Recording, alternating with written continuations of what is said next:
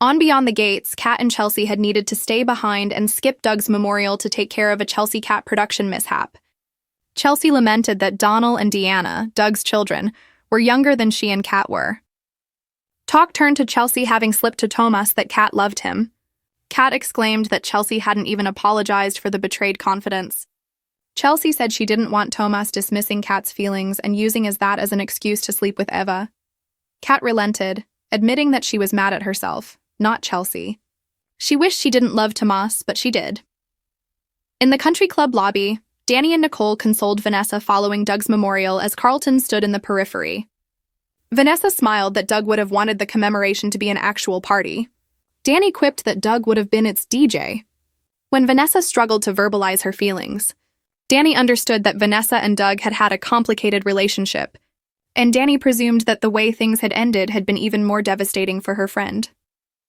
Vanessa flashed back to her final conversation with Doug, during which he had berated himself for calling the one person sure to make him feel worse. After the recollection, Vanessa told the Dupree sisters that she would never forgive herself. Joey found Vanessa alone later and remarked that it wouldn't have been appropriate for him to attend the memorial. Vanessa didn't make eye contact with her lover at first and had to tell him that she couldn't lean on him then and there, since they were in public. Leslie accompanied Eva into the banquet room, where Tomas was waiting at a table. Eva was instructed by her mother to make sure Tomas recognized that Eva wasn't mad at him for choosing Kat. Leslie snarked that Tomas had only picked Kat because he couldn't have her. While Eva didn't like being cast as a Leslie, the original stated, "Playing dirty is the price of admission." Leslie decided to pay her respects to Glinda, the good real estate agent, adding that real estate Barbie had handed her and Eva the keys to their queendom. Spying Joey with Vanessa, Leslie was introduced to the casino owner and was not secretive in her flirtation with him. After Leslie learned that Vanessa and Joey were business partners and offered the widow some insincere platitudes, Joey labeled Leslie a live one. Danny, Nicole, and Carlton converged with Chelsea and Kat at Nicole's house. Kat was saddened that Doug had been so far gone that he had chosen to drink and drive. After Nicole mentioned that the cousins would be able to watch the remembrance they'd missed online, the psychiatrist opined that one choice could change everything. Kat stared away blankly and then excused herself hastily. Eva met Tomas at his table, telling the junior lawyer that they needed to finish what they'd started. Tomas had been sure that Eva would never speak to him again. She replied that his playing both sides with her and Kat had hella hurt. Eva felt that Tomas had gone for something polished over something real, and she was glad that Tomas had been stung by her saying he had used her as a sexual experiment to make himself feel better after Kat had emasculated him. Tomas copped to his ego having been bruised and felt bad for taking advantage of Eva's friendship. When Tomas said his feelings for Kat were different than his feelings for her, Eva took that to mean he felt less for her. Still, Eva couldn't deny that she felt no regret over their encounter. It had been top-shelf amazing. Tomas continued to insist that his heart lie with Kat, prompting Eva to respond that she and Tomas knew each other, unlike their experiences with other lovers, and they had taken that knowledge to bed. As Eva became adamant that the reason Kat couldn't connect to Tomas sexually was because Kat was only interested in him as a means of keeping him away from Eva. Kat walked in and overheard. Eva went off, telling Kat that her lovemaking with Tomas had only made them closer, and reiterating her comments about Kat's inability to enjoy sex. As Kat stood silent, Tomas took the full responsibility of the situation onto himself and made it clear he knew that he and Kat loved each other, because of Chelsea popping off about it. Eva was revolted that Tomas had had to hear the profession from Kat's cousin, but when Kat's eyes lit up at Tomas's admission, Eva stormed off, snapping that she felt cold standing next to her half-sister. In fact, frigid. Kat was ecstatic that Tomas had finally said he loved her. He held to it, but said the scenario wasn't how he'd envisioned confessing his heart. They both decided to say "I love you" to each other directly, as opposed to hearing it from other people, and Kat decided she wasn't mad at Tomas anymore, since he had stood up for her with Eva. Their kiss became heated, and Kat didn't want to wait until they got to Tomas's place to act further on it. Kat led Tomas into a country club storage room, where a passerby walked by and heard them making love. Afterwards, Tomas felt that he might have gotten Kat into trouble. Kat didn't care and indicated that she'd finally had an orgasm. The woman who happened upon them asked a staffer if she and her partner could have the meal that the young lovers had ordered. A fuming Eva descended upon Leslie in her hotel room, disgusted that she had botched what had seemed like a promising talk with Tomas by imitating Leslie. "Why the hell am I trying to be a mini-you?" she huffed. Leslie resented that Eva had been judgmental of her ever since they'd come to DC and didn't think there was anything wrong with her daughter following her example.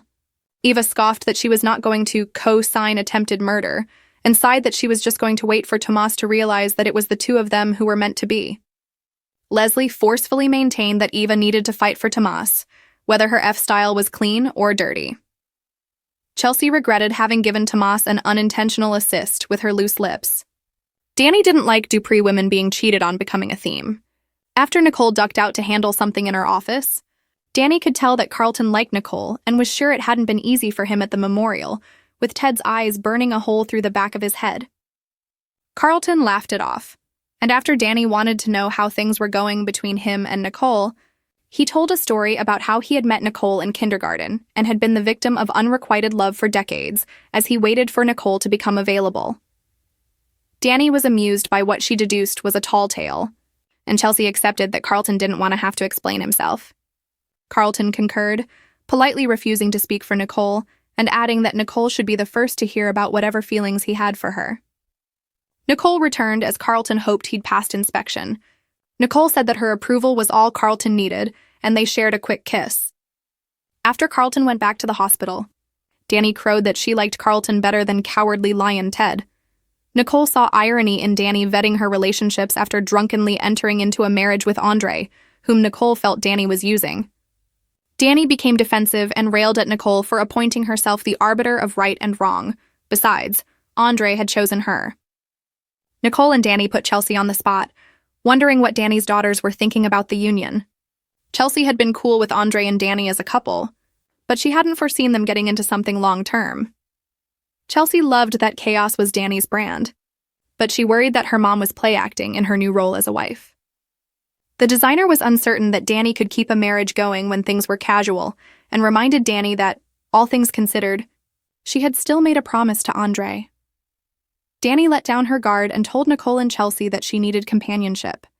She felt safe with Andre and she trusted him, though Danny allowed that she should have been more discreet.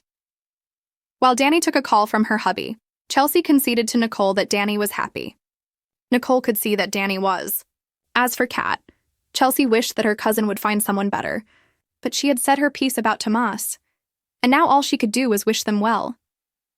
Vanessa noticed that Donald was missing from the post-memorial gathering, and Joey barely hid his worry as the realtor spoke of how her son had come to the country club wearing dirty shoes. For his part, Donald had gone to see Jacob at the police station after combing over the scene of Doug's accident. Jacob expressed his condolences, but after Donald mentioned that his twin sister, Deanna, hadn't been present at the memorial because she had stayed behind at Banneker University nursing the flu, the college student told Jacob that he still had a lot of questions about what had happened to Doug. Donald was in disbelief that the sight of his father's death had been one they'd driven by 1,000,000 times. Jacob was asked if he knew whether or not Doug had suffered, but Marcel, who had been watching, interrupted under the guise of reaching for a file. Marcel expressed his own condolences to Donald and remarked that only Jacob was handling the case. After Marcel went back to his desk, Jacob gently told Donald that it had been likely that Doug had died on impact, given the damage to the tree he had hit. Donald hauntedly relayed that he had seen the burn marks on the tree and wondered if Doug could have been saved had someone driven by the crash site. Jacob empathized, observing that Donald's survivor guilt was very real. Joey listened as Vanessa described how Donald was upset with her for hiding things from him about his father. She hoped that once all the information was out, her son didn't blame her for Doug's death. Donnell called Vanessa from the precinct and she rushed out to meet him.